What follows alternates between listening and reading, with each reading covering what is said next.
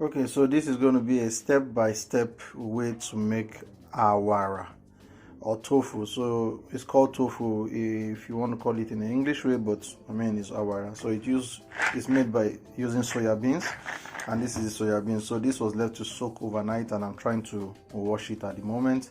So when I finish washing it, the next thing I'll do is to blend it.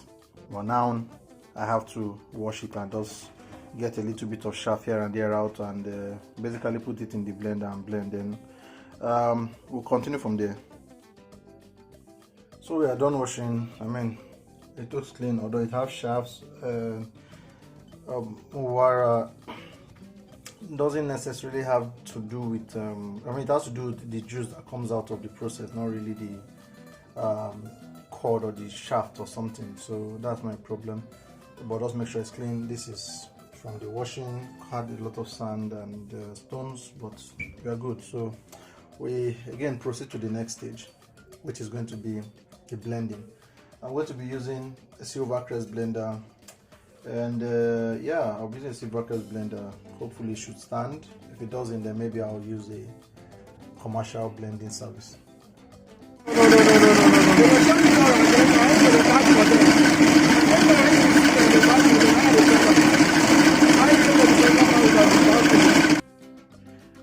After grinding, this is what we are left with. So both this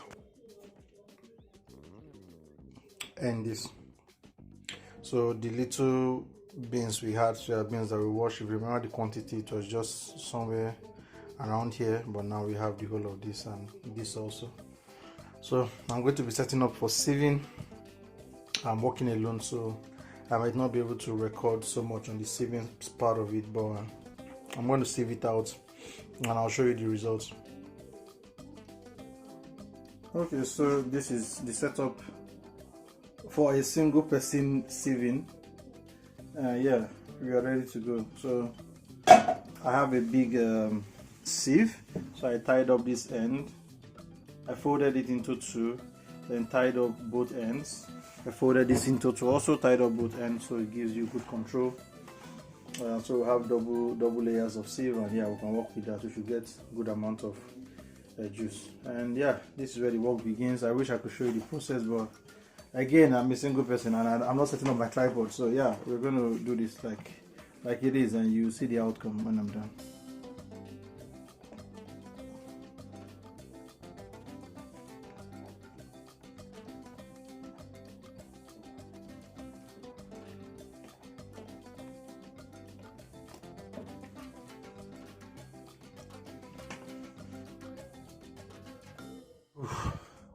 So, I mean, that's for perspective, the size of the pot. You know, the size of the pot, and it's so full. So I'm done squeezing. It was a lot of work, and yeah, this is the remnants from the sieve, or what was sieved out. It's pretty hard to sieve this guy. I promise you, it's really hard to sieve. It's not like your regular hard substance that you can just sieve and you just see the shaft coming out or staying put. So now I'm preparing the what do you call it, the coagulant. So I'm going to be using lemon, and what I do before I use lemon in anything I'm doing is I try as much as possible to roll it like this. Even oranges, if you want to get the best juice from oranges, I reckon you know, just roll it and give it that squishy roll just under your palm, and roll as much as you can. You will start feeling it a little bit soft to the squeeze, and that tells you the juices are just ready to come out. So once you slice through, your juices are just going to be there. There are other methods of coagulant, but I want to use lemon. Yeah, so I don't know how many I will use yet. It's already, you can see I've rolled these out. I'm still going to roll it again, and I would think I'll make 3 batches of this. So it's going to be lemon and water, little water, but more lemon, no seeds. And yeah, we'll set this to a boil, keep watching it while it boils, and when it's time, we cool it down and add the coagulant and start the next phase.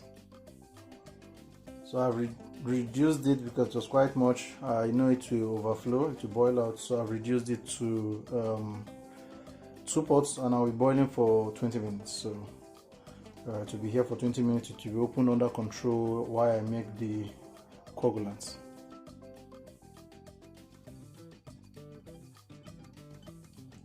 So it's been boiling for about 30 minutes plus now, about 30, almost 40 minutes now, and I have been taking out the foams using a spoon with a sieve, you know, a sieve spoon or whatever you want to call it, a sieve or a spoon sieve or whatever. Anyway, and they've been boiling, is reduced, and this is actually the milk. We can leave it like this to cool down and, you know, add sugars and start drinking it, or honey or whatever you want to add. And yeah, the same thing here, but that's not what's going to happen. We are going to turn it into tofu or wara, like you said. And the coagulant is ready. So this is just, I just added water to this. This cup should be about 500 ml, if I believe, about 500 ml. So I'm going to be using this 500 ml to try and distill this, but I'll be going gradually too. Oh, that's our feeling. But anyway, this is it. We are still waiting for about 8 to 7 minutes more, then we'll start the coagulation phase of it. So 36 minutes to 40 minutes. On the 36 minutes, I turned off the heat, closed the pot and just let it there.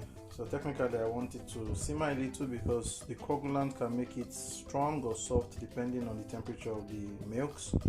So I'm just waiting for it to cool off to 40. Once it's 40 minutes set by my timer, then I will start introducing the coagulant. So this is it under, being pressed, and I'm using this rice container and this to support it, just to make sure the rice can stay stable. But it is the rice that is putting the whole weight on it, and I think it's a very smart one. So we'll leave it like this for a couple of hours, maybe 3 hours thereabout, and I'll come check it out again. It's been a long day. This is after about 4 hours of waiting, and after the whole work, this is all I got. I will be opening it or revealing it in a moment. Yeah, so let's reveal it. So yeah, this is it. It's on the touch, it's quite tough. It's not really jiggly. I think I pushed so much water out of it. I'm going to be cutting it, so let's see how it comes out. There's a lot of pressure, but oh, it smells like Wara. So this is it on the side, and I think it looks just nice.